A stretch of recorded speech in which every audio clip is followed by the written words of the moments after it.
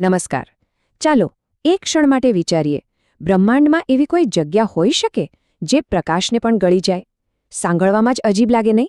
પણ હા, આવી જગ્યાઓ છે. અને આજે આપણે બ્રહ્માંડના એ જ સૌથી મોટા અને ગૂઢ રહસ્ય એટલે કે બ્લેક હોલની દુનિયામાં જઈશું. તો મનમાં પહેલો સવાલ એ જ આવે કે આખરે આ બ્લેક હોલ છે શું? નામ સાંભળીએ એટલે જાતજાતના વિચારો આવે, બરાબર? પણ ચાલો જોઈએ કે વિજ્ઞાન આ વિશે શું કહે છે. એકદમ સરળ ભાષામાં કહીએ તો બ્લેક હોલ એટલે અવકાશની એક એવી જગ્યા જ્યાં ગ્રેવિટી એટલે કે ગુરુત્વાકર્ષણ એટલું બધું શક્તિશાળી હોય છે કે એની પકડમાંથી કશું જ છટકી શકતું નથી, પ્રકાશ પણ નહીં. એને એક એવું બ્રહ્માંડીય વેક્યુમ ક્લીનર સમજી શકાય જે આસપાસની દરેક વસ્તુને પોતાની અંદર ખેંચી લે છે. હવે એ જાણવું પણ જરૂરી છે કે આટલી શક્તિશાળી વસ્તુ બને છે કેવી રીતે?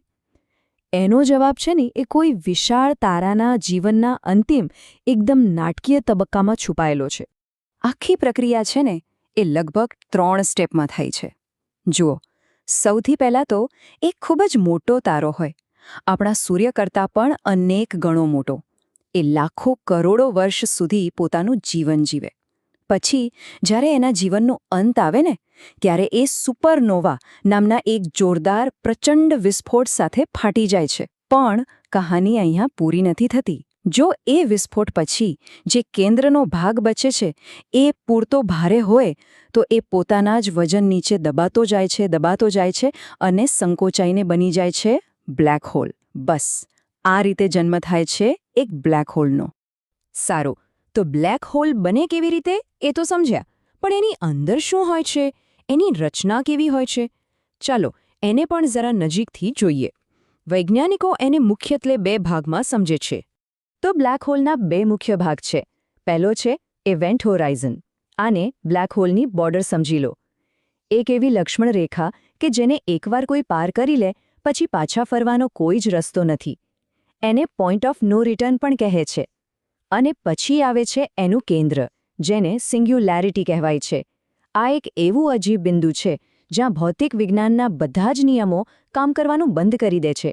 અહીં બધું જ દ્રવ્ય અનંત ઘનતામાં સમાઈ જાય છે. હવે શું એવું લાગે છે કે બધા બ્લેક હોલ એક સરખા જ હોય? તો જવાબ છે ના, બિલકુલ નહીં. વૈજ્ઞાનિકોએ એમના કદ અને એ કેવી રીતે બન્યા છે એના આધારે એમને અલગ અલગ કેટેગરીમાં વહેંચ્યા છે. તો મુખ્યત્વે 4 પ્રકાર છે. સૌથી સામાન્ય છે સ્ટેલર બ્લેક હોલ, જે આપણે જોયું એમ મોટા તારાઓના મૃત્યુથી બને છે. પછી આવે છે બ્રહ્માંડના અસલી દૈત્યો, સુપર મેસિવ બ્લેક હોલ. આ સૂર્ય કરતાં લાખો કે અબજો ગણા ભારે હોય છે. અને ખબર છે, આપણી પોતાની આકાશગંગા મિલ્કી વે, એના કેન્દ્રમાં પણ સેગિટેરિયસ એ આકાશ નામનો આવો જ એક સુપરમેસિવ બ્લેક હોલ છે.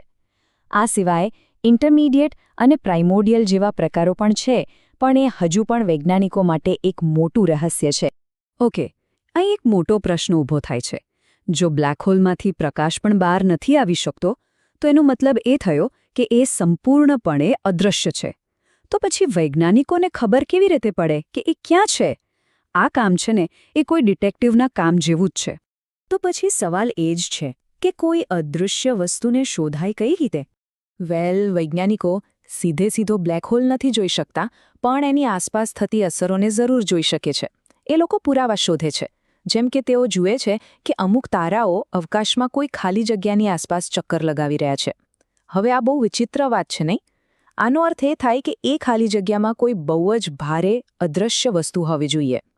બીજો રસ્તો છે એના ડિનર પર નજર રાખવાનો.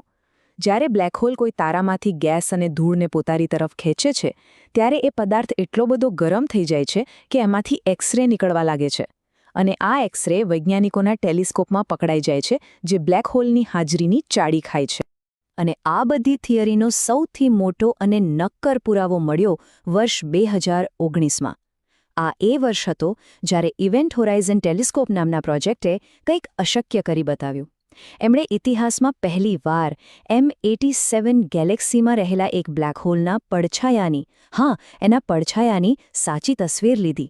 આ વિજ્ઞાન માટે એક જબરદસ્ત ઐતિહાસિક ક્ષણ હતી. ઠીક છે, આ બધી બ્રહ્માંડની મોટી વાતો થઈ. પણ આનો આપણા જીવન સાથે શું સંબંધ? શું બ્લેક હોલની અસર આપણા પર થઈ શકે છે?